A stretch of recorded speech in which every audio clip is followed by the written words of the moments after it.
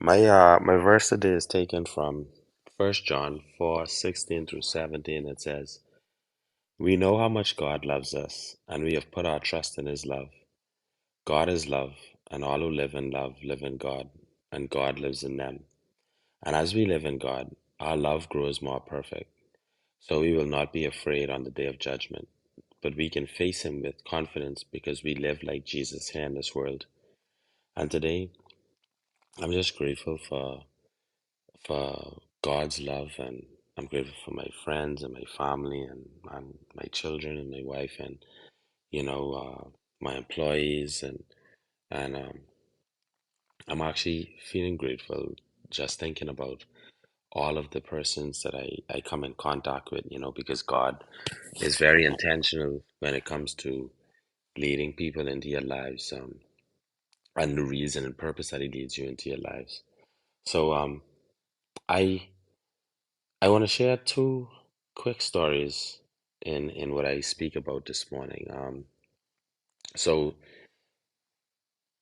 yesterday evening was um was an interesting one for me.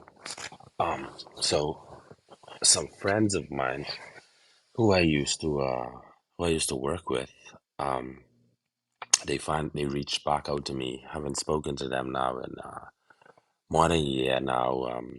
They're facing some intense legal trouble, you know, and but they were really nice people, like they were some of the nicest people that you could have ever met, and in me speaking to them, and I could only imagine how terrifying this time is because they facing a lot of jail time, and but they were really nice people. I They just sort of got caught up and you know like things just happened, and I guess it spiraled out of control or whatever the case be, and I was speaking to them last night, and they were, before they spoke to me, they was like, "Oh, the lawyer said it's okay now that we can speak to some friends, whatever. But if you're not comfortable speaking with us, or if you hate us, we also okay with that too. We totally understand, And last night in me talking to them, I had the opportunity to witness a bit to them, and like these people weren't people who would normally be receptive to these kind of things, but I heard them using words like prayer and we need to pray, and you know what I mean? And I realized something in that moment, like God will put people in your lives, and sometimes you could spend years with somebody, and the only purpose God might have had put you in their life was to just witness to them one time. You know what I mean? And it it was something that at that moment in time, I guess it came natural, if that makes sense. And that's why I think inside this verse, right? Because that was another thing that I was trying to tell them too, like, like don't mind what's going on, just take things one day at a time, just pray, just have faith, faith is what can carry you through this, and in this particular verse, and I didn't even choose this in relation to that, this just happens to line up with it, where the author says, "We know how much God loves us, and we have put our trust in his love." See, when you go through adversity, right? Like you have two options in it. You could either remind yourself how much God loves you, or you could look at it as though the reason you're going through this is because God loves you. You understand? But either way, God's love can always surround you, no matter whatever way you look at a situation, no matter what happens to you, no matter what goes down, it's all done out of a position of love, you know? And he doesn't make mistakes. And that's something that you will always have to focus on. And just by you constantly reminding yourself that whatever it is happening in your life is happening from a position of love, it can start to change the way that you look at it. It can start to change your perception. It can start to change your outcome and the way that you feel as though whatever this is affects you, you know? And in this particular verse, the author also tells us, he says, God is love, and all who live in love live in God, and God lives in them. And again, when you realize that how much God loves you, right? You can start to think and you can start to manifest that into your life. You can start to love people the way that God loves you. It can be a chain effect.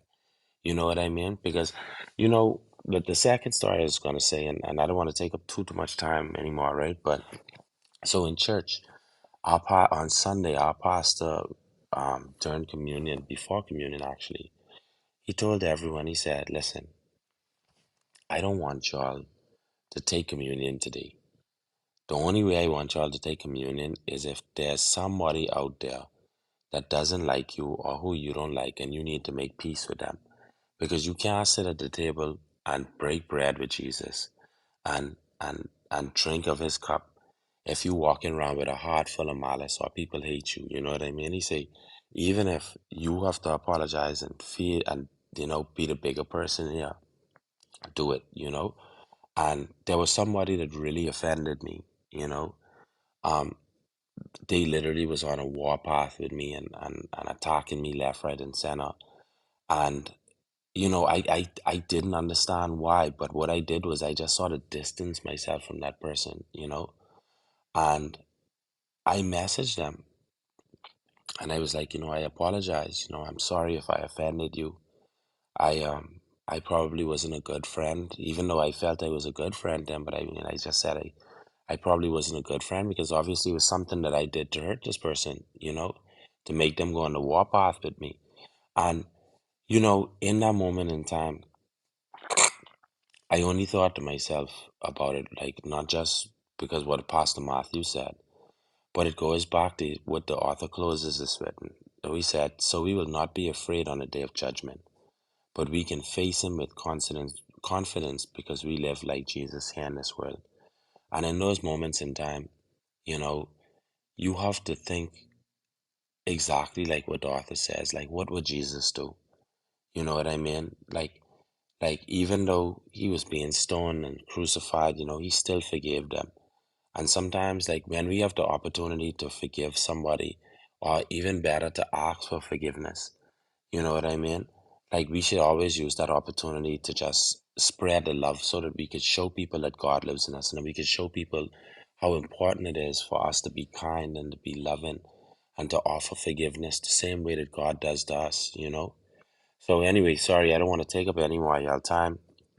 I'm Carrie. Thank you for the opportunity to speak. Thank you for the opportunity to just share a piece of my story and some of my journeys. And I relinquish my mic to Indira.